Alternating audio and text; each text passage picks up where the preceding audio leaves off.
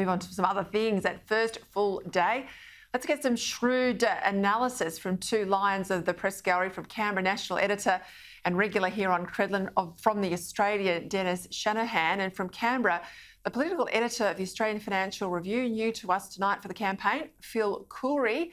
So a special double header. Let's go to you, Phil. I'll start with you. Sure. We saw the ads launched over the weekend, particularly the Albanese ad, that reference to his economic degree. Let's have a listen. I'm Anthony Albanese, graduating in economics at Sydney Uni and serving 6 years as infrastructure minister taught me what makes our economy tick. Now that tells me, the fact they have to reference his degree 40 years on since he finished university, that it's still something sitting there in the community where there's a question mark. Yes, it's day one. Let's not over-egg it. Yes, it's day one, but there was a number of gaffes there, things he should know. How damaging was this for the opposition leader? Hi, Peter. Look, it's clearly damaging. I mean, there's no one's trying to gild the lily on this, not even in the Labor Party.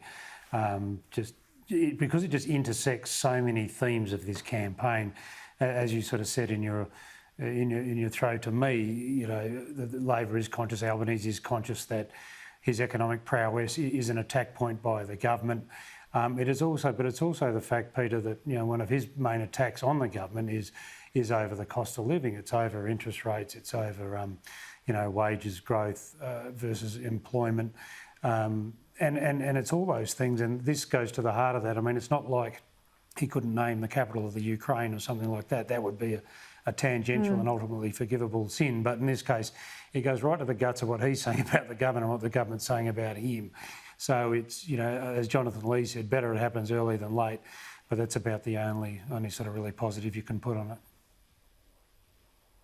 Yeah, Dennis, you've been around in the gallery. You've seen a number of campaigns, Dennis. How does this rank in terms of the first day for an opposition leader? Well, look, it's a similar. I mean, it's so spectacular own goal on the first day that it is almost unbelievable. One thing about the